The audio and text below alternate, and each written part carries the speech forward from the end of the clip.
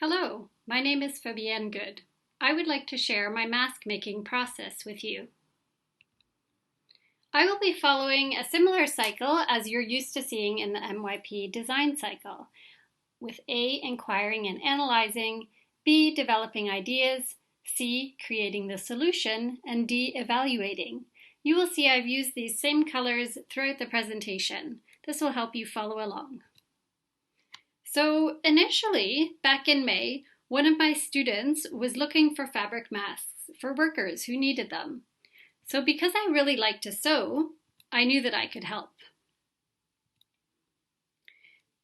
I didn't know a lot about fabric masks initially, so I Googled it, and lots of things came up. There were patterns, step-by-step guides to making your own face mask, more ways on how to make face masks, pictures of all kinds of different face masks, diagrams of how to wear them, 4 ways of DIY face coverings, supplies, all kinds of stuff. So after I looked at a bunch of different masks and different styles, I had to think about what I wanted. I decided to break it down to 3 things that were most important to me. The first one was color. I wanted it to be something fun, in quotes, something to brighten your day or your mood. Then I also wanted it to be versatile. I wanted the same mask to be able to be worn by many people and maybe even worn in different ways. Also, I wanted to focus a bit on sustainability. I wanted to have an efficient design, I wanted to sew it with care, and I wanted to use 100% natural fibers. So for the color, I decided that I would create masks out of fabrics which I have designed myself. So here are some examples of designs that I've been working on for a few years now already. It's something that I like to do on my own time.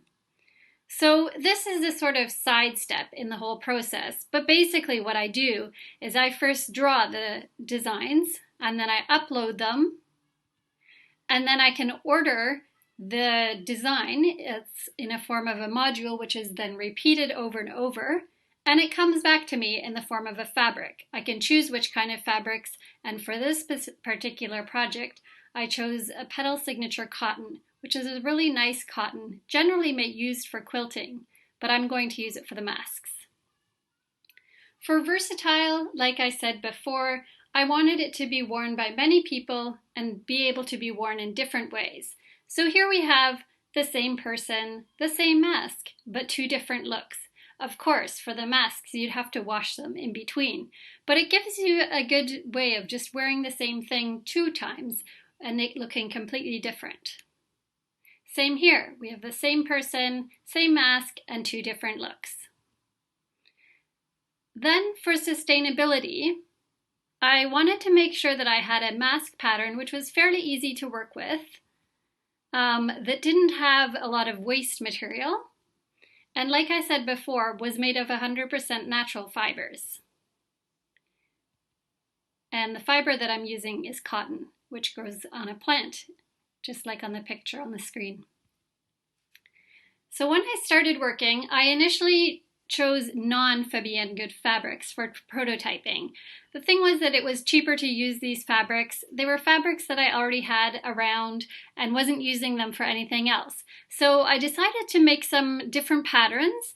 So in the top left you can see my lined piece of paper, which is sort of a template that I've used to trace a pattern, and I just made lots and lots and lots of different masks in different sizes and different shapes and just waited to get some feedback. So I went out and asked for feedback. How is the fit? What do you think? Can you give me some feedback? And this is what I got. So here we have this person who says, I really like how the mask is so unique. The colors are so vibrant and happy, and the fit is great. Or I really like how the mask stays away from my mouth. It allows for easy breathing and talking. I really like how easily the masks ship in the mail. They can be easily folded and hold their shape well. I really like how this mask is so easy to care for. I can just throw it in the washing machine and hang it to dry. So this was great news. It seemed like I'd finally come up with a product that was good. Of course, there were lots and lots of trials before that. But now I was ready to start using my fancy fabrics. I also had another little glitch, maybe something that I improved. So initially I was sewing with the white elastic, which you can see on the left, and I was actually sort of sewing the elastic together. It wasn't very neat. It didn't work very well all the time. It was also a bit thick. And also I was told by some people that the fabric or that the elastic was a bit short, maybe a bit small. So I decided to extend the elastic, but also instead of sewing it, I tied it into a knot, and that way you could still adjust it and it was still hidden in the casing. You could also take the elastic out completely and put in a shoelace or some kind of longer string. So this again made the mask very versatile to be worn many different ways. Then I also gave customers the option to choose their own fabric. So this was quite fun. I would just show them a picture of the fabrics I currently had available, and they would make color-coded check marks or circles of some sort so that they knew which ones I had to sew together.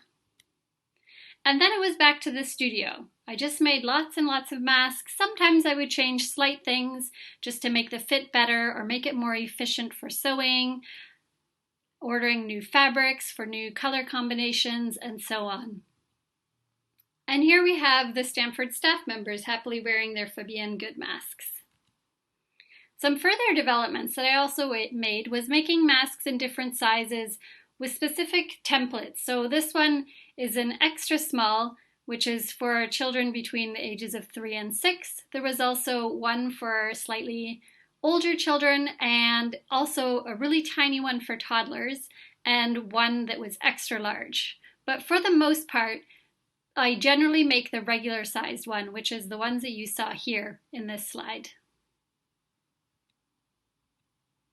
So there was also some other feedback that I've been getting since, because I am still making masks. So some of the questions are, excuse me, designer, but why do your face masks not have a filter? Which is a great question. So a filter makes it harder to breathe, especially in a country as hot and humid as Singapore. Also, in my research, I read that a mask with a filter is only effective when it is also sealed around the face. Fabric masks are generally not sealed around the face. However, the masks I make can be worn over a surgical mask. So on the left, you can see a nurse who is actually wearing one of my masks over her surgical mask. But why do your masks not have a nose wire? Great question. I decided to focus on other features. A nose wire did not seem super important to me. I preferred a mask that can be worn multiple ways. Do you have more dark-toned colors or dark-toned colored patterns to choose from? Great question. I'm always working on new designs, and I am forcing myself to use some darker tones and colors to make sure that there is a larger selection to choose from. What about waste in your process? Great question. I mentioned that sustainability was one of my features. I look to use most of my fabric scraps, or just the small pieces, by sewing them together in a colorful patchwork. I use an overlock machine to make sure that the seams are very secure and also flat. You can see in the picture on the left, so you can see some of the fun patchworked masks, as well as what they look like on the inside. Of course, those seams are then also all hidden. Also, I order my printed fabrics in small batches, which are made to order, meaning I will use everything that is produced. The company that prints the fabrics also uses non-toxic pigment inks. Thank you for your time. Please do reach out if you have any other questions or feedback for me.